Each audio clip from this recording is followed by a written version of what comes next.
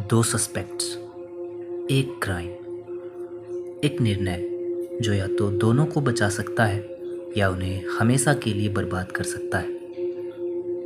आप एक ठंडे, बिना खिड़की वाले कमरे में बैठे हैं। एक डिटेक्टिव झुकता है और धीमे से कहता है, तुम्हारा पार्टनर पहले ही बोल चुका है, अभी कन्फेस कर लो, तुम फ्री हो जाओगे। लेकिन अगर तुम चुप रहे और उसने बोला तो तुम सड़ते रहोगे। Welcome to the prisoner's dilemma, एक डिसेप्टिवली सिंपल थॉट एक्सपेरिमेंट जो इंसानी स्वभाव की सबसे गहरी दरारें खोल के रख देता है। दो अपराधी गिरफ्तार किए जाते हैं और उन्हें अलग अलग कमरों में इंटेरोगेट किया जाता है। पुलिस के पास मुख्य अपराध का कोई ठोस सबूत नहीं है जब तक कि उनमें से कोई एक दूसरे को धोखा न दे। हर कैदी के पास दो ऑप्शन होते हैं। पहला, चुप रहो, अपने पार्टनर के साथ कोऑपरेट करो। दूसरा, कन्फेस करो, मतलब अपने पार्टनर को धोखा दो। और नतीजे क्या होंगे? अगर आप चुप रहे और आपका पार्टनर कन्फेस करता है तो आपको 10 साल की सज़ा होगी और आपका पार्टनर फ्री हो जाएगा। अगर आपने कन्फेस किया और आपका पार्टनर चुप रहा तो आप फ्री हो जाएंगे और आपके पार्टनर को 10 साल की सज़ा होगी। अगर आप दोनों ने कन्फेस किया तो दोनों को 5 साल की सज़ा होगी। लेकिन अगर आप दोनों ने एक दूसरे पे भरोसा करके चुप रहा तो दोनों को सिर्फ 1 साल की सज़ा होगी।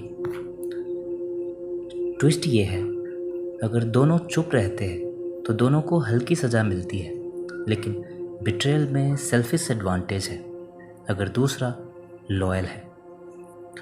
ये एक साइकोलॉजिकल केज फाइट है। ट्रस्ट बनाम बिट्रेयल, एक ऐसा गेम जहां लॉजिक तुम्हें बिट्रे करने को कहती है लेकिन मोरालिटी तुम्हें मजबूती से टिके रहने को फुसफुसाती है।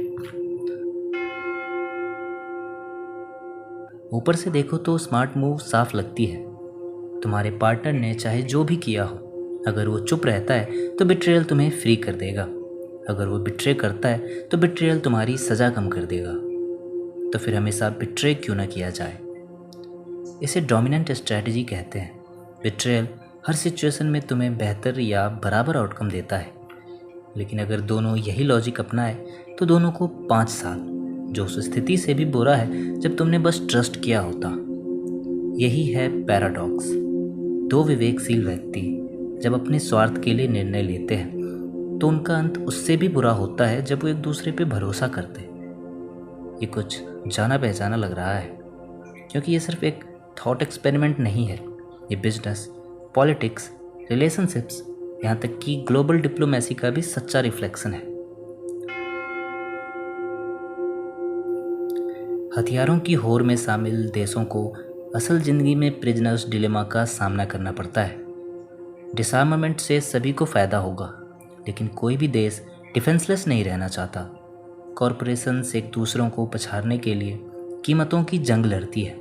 अगर वे आपस में सहयोग करें तो मुनाफा आसमान छू सकता है, लेकिन फियर ऑफ बिट्रेयल की वजह से वे हमेशा कंपटीशन में फंसे रहते हैं। रिलेशनशिप्स में भी पार्टनर्स अक्सर इमोशन छिपा लेते हैं या चीट कर देते हैं, सिर्फ इस डर से कि शायद दूसरा पहले कर देगा।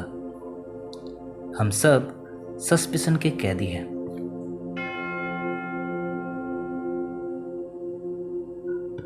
बस ट्रस्ट करो कहना आसान है, लेकिन ट्रस्ट फ्रैगल होता है। इसमें वल्नरेबिलिटी भी होती है, इसमें बिट्रेयल का रिस्क है और शायद बेवकूफ़ दिखने का भी।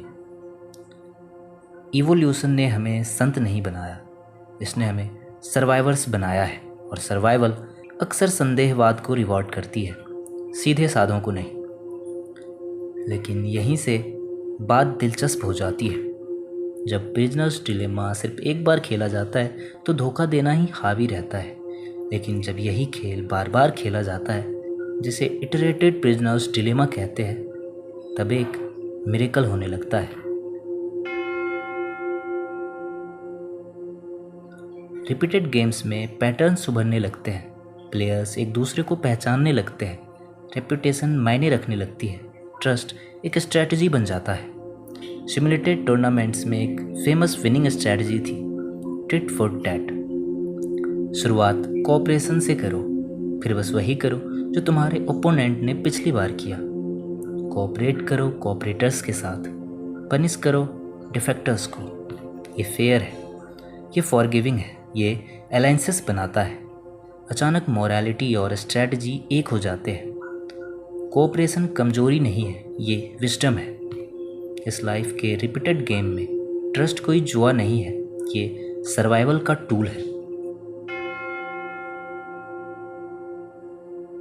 फिर भी बिट्रेयल चुभता है और इसके पीछे एक गहरा कारण है। यह हमारे भीतर किसी प्राचीन कोड को तोड़ता है, the unwritten code. If I risk for you, don't stab me. हम फेयरनेस की भूख रखते हैं, हम बिट्रेयल को याद रखते हैं, और कभी कभी हम दोनों खुद सफ़र करना प्रेफर करते हैं बजाय इसके कि किसी धोखेबाज को रिवॉर्ड करें। यही कारण है कि कुछ लोग तब भी चुप रहते हैं जब ये लॉजिकल होता है, क्योंकि उनके वैल्यूज उनकी सज़ा से अधिक मायने रखता है। यहीं पर प्रिजनर्स डिलेमा सिर्फ एक पजल नहीं रह जाता, ये इंसानी आत्मा का चित्र बन जाता है। द प्रिजनर्स डिलेमा सिर्फ तुम्हारी लॉजिक को नहीं टेस्ट करता, ये तुम्हारी एथिक्स को भी टेस्ट करता है। ये पूछता है, क्या तुम मानते हो कि लोग फंडामेंटली ट्रस्टवर्थी होते हैं? क्या तुम अपने सेल्फ इंटरेस्ट से ऊपर ग्रुप के भले को महत्व देते हो? क्या तुम फियर से एक्ट करते हो या होप से? ये पूछता है, क्या तुम वो इंसान हो जो पहले ट्रस्ट करता है या पहले वार करता है? डिसीजन आपका है, आप वापस उस कमरे में हैं। डिटेक्टिव फिर से झुकता है। तुम्हारा पार्टनर पहले से ही कन्फेस कर चुका है। शायद ये सच बोल रहा है, शायद नहीं। आपका अगला स्टेप सिर्फ आपकी सज़ा तय नहीं करता, ये रिवील करता है कि आप कौन है, और शायद यही असली डिलेमा है।